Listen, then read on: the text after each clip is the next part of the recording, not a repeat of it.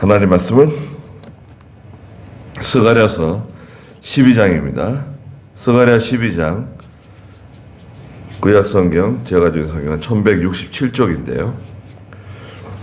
스가랴 12장 10절 말씀부터 말씀해 보도록 하겠습니다. 스가랴 12장 10절입니다. 다윗의 집과 예루살렘에 사는 주민들에게 은총과 애원하는 영을 부어줄 것이다.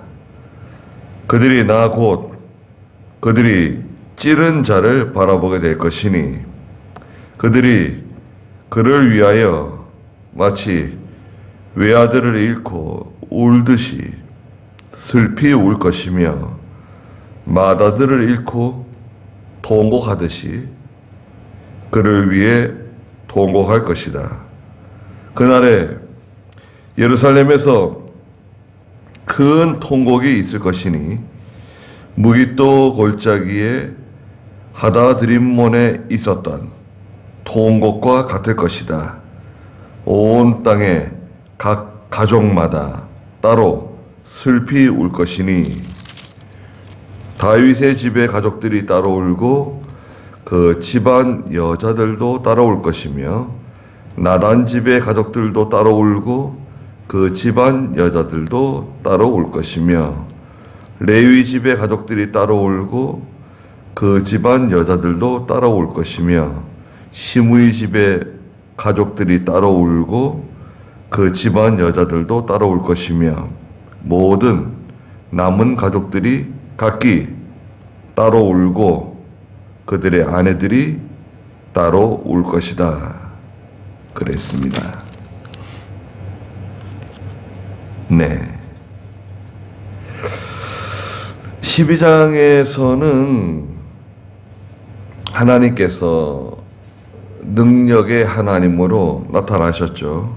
하늘을 펴시고 땅의 기초를 세우시고 사람 속에 영을 만드신 여호와께서 말씀하신다 라고 말씀을 시작하시면서 예루살렘이나 유다 백성을 대적하고 상처 주고 손해 주고 또 역사적으로는 예루살렘을 침공하고 유다를 침략해서 포로 잡아가고 빼앗아가고 사람들 죽이고 그렇게 했었죠. 또 오늘날에는 하나님의 교회나 성도를 대적하는 어떤 국가적인 세력, 정치적인 세력, 사람이나 조직이나 단체나 누구든지 간에 하나님의 백성을 건드리게 되면 하나님께서 예루살렘을 마치 무거운 돌과 같이 만들어가지고 너무 무거워가지고 고생하지만 옮기지 못하는 그런 거 있잖아요. 못 옮겨요. 또 하나님께서 6절에서는 유다 지파의 지도자들을 나무 가운데 있는 화로와 같이 또 곡식단 가운데 있는 횃불처럼 만들어가지고 그 유다 지도자들 또 하나님의 종들을 삼키려고 잡으려고 달려들면 마치 나무 가운데 있는 화로와 같이 다 그 나무를 다 불태운다는 겁니다. 곡식단 가운데 있는 횃불같이 곡식단을 다 태워버리듯이 유다나 예루살렘을 대적하는 손해주는 그 세력은 반드시 하나님께서 심판하신다고 말씀하셨습니다. 그래서 9절에 보면은 그날이 이르면 내가 예루살렘을 치러 오는 모든 이방 민족들을 멸망시킬 것이다. 예. 예루살렘을 치러 오는 모든 이방 민족들 하나님께서 멸망시킨다는 거예요. 단순히 뭐 징계하고 뭐 심판하고 여기서 끝나는 게 아니라 아예 그냥 멸망시킨다는 거예요. 끝장낸다는 거예요. 그래서 오늘날도 마찬가지입니다. 하나님께서 예수 믿는 성도 한 사람 한 사람을 아주 귀하게 여기시고 또 하나님의 교회를 아주 귀하게 여기세요. 보배롭게 여기세요. 너무나 귀하기 때문에 우리는 비록 연약하죠. 우리 개인으로 볼 때는 너무나 연약하고 또 어리석고 또 우리 믿음이 없어요. 저희가 믿음이 있는 것 같아도요. 믿음이 없습니다. 저도 뭐 지난밤에 좀 일찍 잠들었다가 12시쯤 깼는데요. 계속 잠이 안 오는 거예요. 밤 12시부터 계속 이렇게 누워있다가 앉아있다가 누워있다가 앉아있다가 계속 그랬어요. 이거 코로나가 심해져가지고 어떻게 하면 좋을까? 새벽 예배는 어떻게 해야 되나? 수요일 예배는 어떻게 해야 되나? 주일 예배는 어떻게 해야 되는가? 그냥 밤새 고민을 했네요. 그러고 보면 참 믿음이 없는 것 같아요.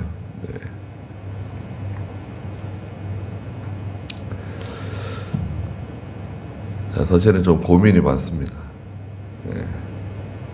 또 이게 코로나 걸리시는 분들 중에 65세 이상 되시는 분들이 주로 많이 걸리고 그러셔가지고 미국은 백신 맞기 시작한다는데 이건 한국은 참 여하튼 뭐 하나님께 맡기고 나가는 건데요. 기도하고 있습니다. 그래서 이제 10절에 다윗의 집과 예루살렘에 사는 주민들에게, 다윗의 집은 유다죠. 유다 지파 다윗의 계통, 유다 백성들입니다. 또 예루살렘에 사는 주민들, 예루살렘에 누가 살고 있죠? 제사장들, 레위 사람들과 그 식구들, 또 왕족들과 귀족들, 또 이스라엘의 지도자들이 이제 예루살렘에 살고 있는데 그들에게 은총과 애원하는 영을 부어줄 것이다 그러셨습니다. 오늘날 말하자면 예수 믿는 성도들에게 유다 백성들과 예루살렘 사람들은 믿음 좋은 사람들입니다. 전통적으로 보수적인 신앙을 가지고 있는 성도들과 교회를 말해요. 그들 속에 은총과 애원하는 영을 부어준다. 전에 개역성경에서는 은총과 간구하는 영을 부어준다. 간구하는 영.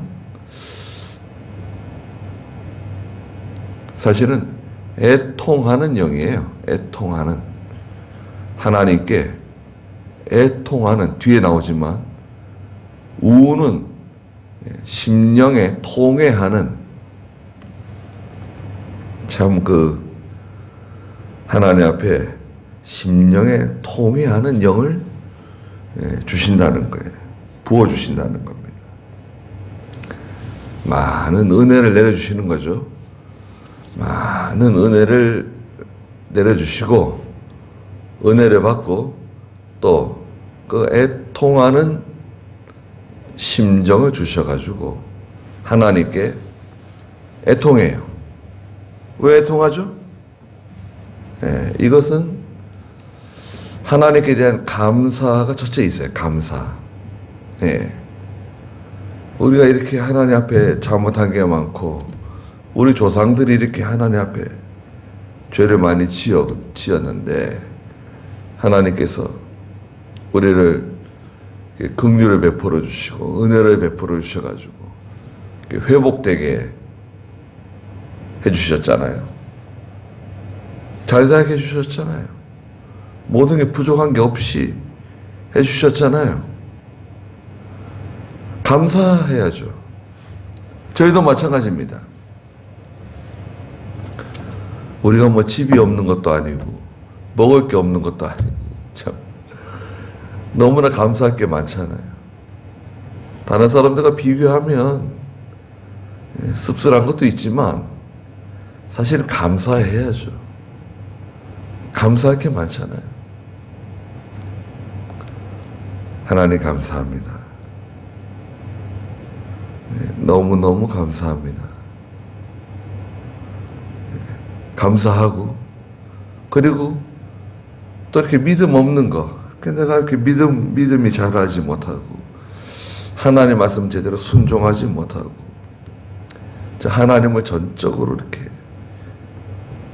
사랑하지 못하고 성경도 제대로 읽지 못하고 기도도 제대로 하지 못하고 애통하는 심령을 부어주시옵소서. 그 애통하는 심령을 우리에게 부어주신다는 거예요. 그리고 그들이 나 곧 그들이 찌른 자를 바라보게 될 것이다. 그들이 나를 바라본다. 나가 누구냐? 그들이 찌른 자. 이것은 예언적인 말씀이에요. 장차 그리스도께서 오셔가지고 십자가에 달려 죽어주시고 주님을 찌른 자, 실제로 주님을 찌른 그 사람, 로마 군병, 또 예루살렘 사람들, 유다 백성들 십자가에 못 박으라고 빌라도, 대제사장들, 서기관들, 바리새인들 다 찌른 자들이죠. 다 보게 된다는 거예요. 계시록 1장 7절에서는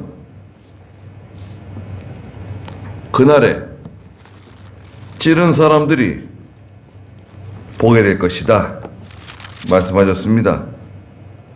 1장 7절에 계시록 보아라 그분이 구름을 타고 오실 것이다.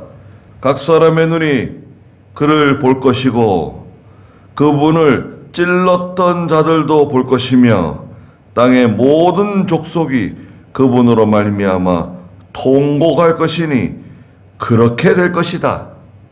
아멘. 그랬습니다.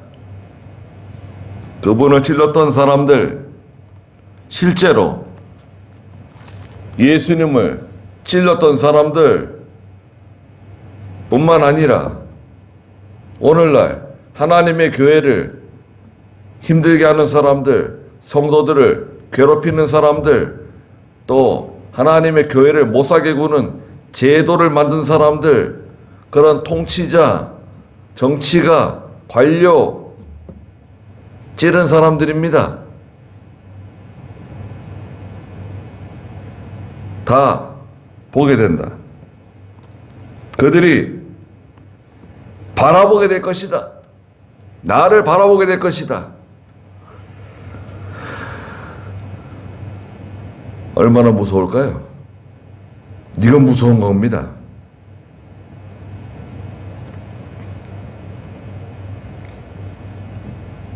뭐 안산에 조두순 나와가지고 난리라는데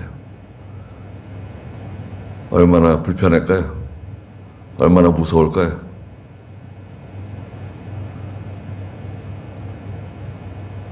감옥에 있을 때가 더 편했다. 그 생각이 들지 모르겠어요.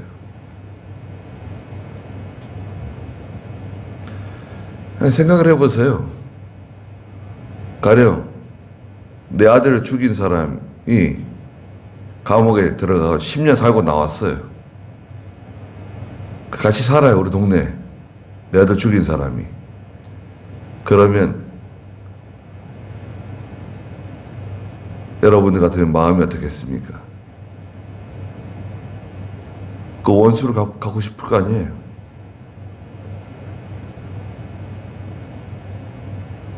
그 성경은 분명하게 말씀하시는 거예요. 사람 죽인 사람은 죽이라는 거죠. 사형시키라는 거죠. 또 사형에 준하는 죄들이 있어요. 사형에 준하는 죄들. 예. 그 사람 여러 죽이고도 감옥에서 살아있는 사람들 많아요, 지금. 밥 먹여주고 재워주고 겨울에도 따뜻하게 해준다는데요.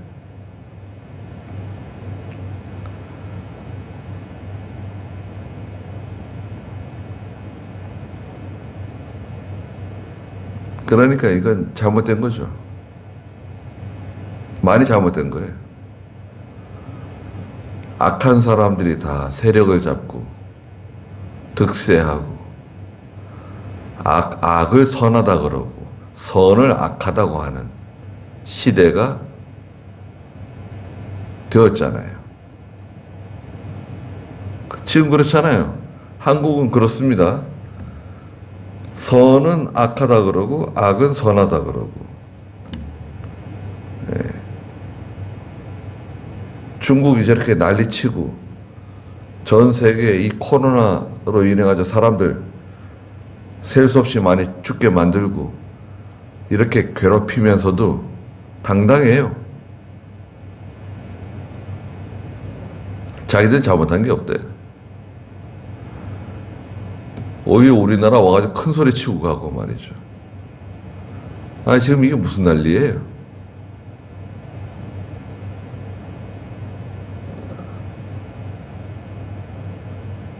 그리고 얼마 전에 민주노총이 그 집회 여러 군데 해가지고 지금 이렇게 이 난리가 된 거 아니에요. 갑자기 퍼진 거 아니에요.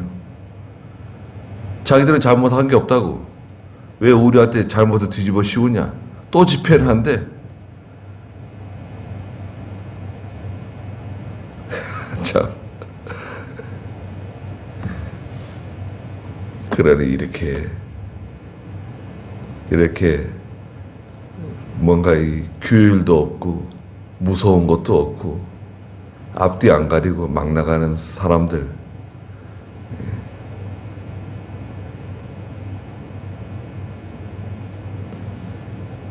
사실 국민들이 이렇게 만든 겁니다. 그래서 국민들이 지금 당하고 있는 거예요.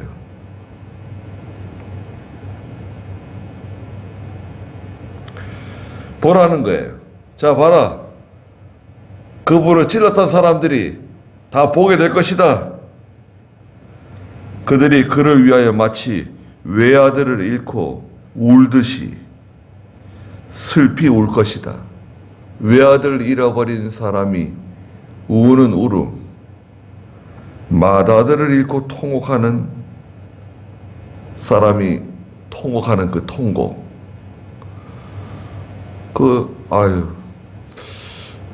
그 화장장에서 그 젊은 아들을 보내는 그 어머니가 우는 울음이, 참,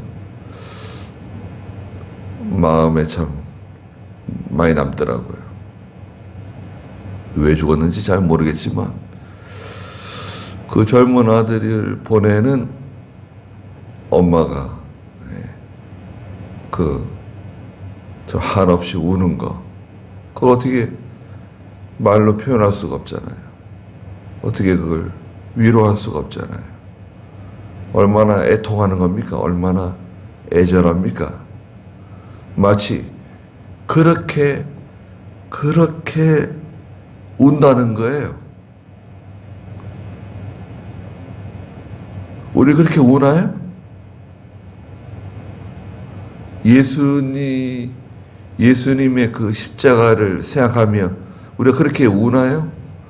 예수님, 우리가 하나님 앞에 내가 지은 죄를 가지고 그렇게 애통하나요? 그런데 하나님께서 은혜를 베푸시고 또 그 애통하는 심정을 주셔가지고 진정으로 애통하게 만든다는 거예요. 통곡하게 만든다는 겁니다. 이것은 좋은 거예요, 사실은. 분위기 좋은 겁니다.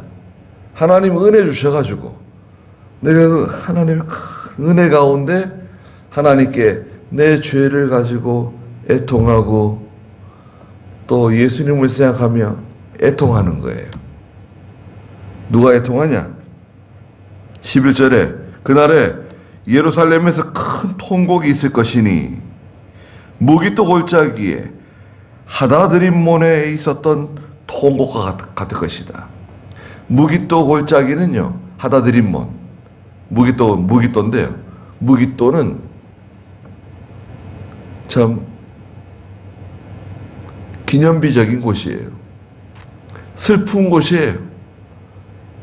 무기또를 생각하면 눈물이 쏟아지는 곳이에요.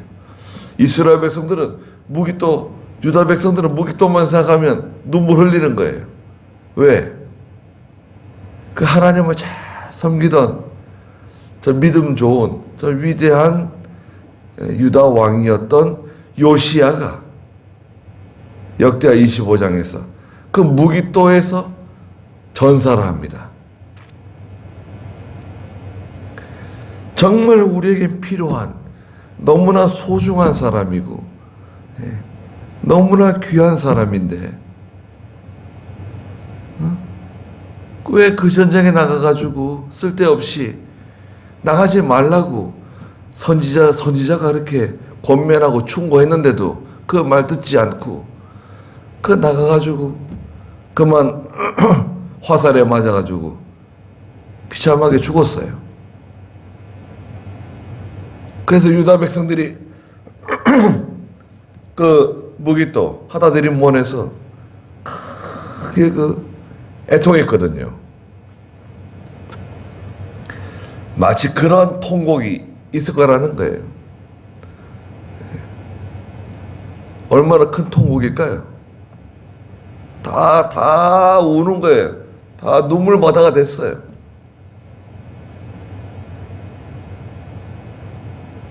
과거에 박정희가 죽었을 때 우리나라 백성들이 많이 울었죠. 물론 잘 죽었다고 하는 사람도 있었지만 그건 소수고 대다수의 국민들은 박정희가 나라를 사랑하고 국민들을 사랑하고 이 보통 사람들보다 생각이 한 100년은 앞서가는 거예요. 근데 그 사람 못 따라가요. 그 사람이 생각하는 것을 따라가지 못하는 거예요. 같은 정치가들도 마찬가지고. 이거 지금 다 박정희가 해놓은 거 가지고 우리가 먹고 사는 거예요.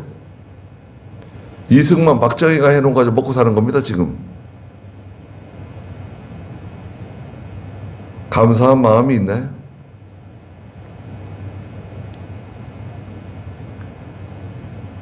그냥 국민들이 얼마나 어리석은 거예요. 얼마나 분별을 못하는 겁니까? 그분이 잘못한 것도 혹시 있지만 잘한 것을 생각해야죠. 감사한 마음을 가져야죠.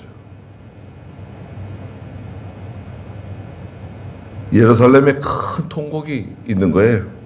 또 12절에 온 땅의 각 가족마다 따로 슬피 울 것이다. 가족들이 다 슬피 우는데 다윗 집의 가족들이 따로 울고 그 집안 여자들도 따로 울고 나단 집의 가족들도 따로 울고 그 집안 여자들도 따로 운다. 왜 여자들이 자꾸 나올까요? 다윗 집, 나단 집, 레위 집, 시므온 집. 이것은 앞잡이가 있는 거예요. 그 집에 앞잡이가 있잖아요. 믿음의 앞잡이가 있고 또 믿음 그 앞잡이를 따라가는 사람들이 있어요. 주동자가 있는 거죠. 각 집에 믿음의 주동자가 하나님 앞에서 애통하고 그 집안 식구들, 그 여자와 자녀들도 애통하고, 예. 교회도 마찬가지입니다. 목사가 애통하고, 장로가 애통하고, 집사들이 애통하고, 성도들이 애통하고, 다 그 앞잡이를 따라서 같이 하나님 앞에 애통하는 거예요. 이거 좋은 거죠. 예. 물론 그 우는 것 자체는 썩 그렇게 마음에 와닿지 않지만 사실은 아주 은혜로운 분위기예요. 너무나 감사해서 너무나 기뻐서 하나님께 감사하며 자기의 죄를 가지고 회개하며 그리스도를 십자가에 못 박은 것을 땅을 치며 통곡하는 거예요. 애통하는 거예요. 우리가 왜 그리스도를 십자가에 못 박았는가? 그를 찌른 자들도 보게 된다 그랬잖아요. 집사들의 모든 남은 가족들이 각기 따로 울고 그들의 아내들이 따로 울 것이다. 아내는 그 피동자예요. 따라가는 입장에 있는 사람을 말해요. 앞잡이가 믿음으로 나가면 그 뒤를 따라가는 사람도 같이 믿음으로 나가게 된다는 거죠. 앞잡이가 하나님 앞에서 애통하는 심령으로 나가면 그 뒤를 따라가는 성도들도 가족들도 같이 애통하고 같이 하나님께 온다는 거예요. 그래서 우리의 태도가 중요합니다. 자녀들도 보지 않는 것 같아도 그 부모들의 태도를 봅니다. 하나님을 섬기는 태도, 교회에 대한 태도, 목사님을 대하는 태도, 그런 걸 다 보고 있어요. 그런 것들이 다 그 영향을 미칩니다. 그래서 우리도 하나님 앞에 항상 그 진심으로 감사하는 마음, 그죠? 뭐 좀 부족한 게 있지만 그래도 감사하고 또 애통할 게 있잖아요. 참 그 진심으로 하나님께 애통하고 또 이 뭐 코로나 이것도 우리가 애통해야죠. 애통하라 그러시는 줄 알고 애통하고 참 답답한 일입니다. 이런 비참한 일을 우리가 만났으니 말이죠. 이건 정말 소리 없는 전쟁입니다.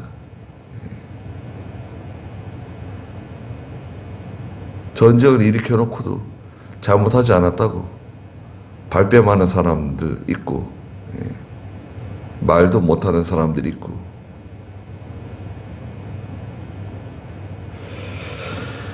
이걸 참 어떻게 참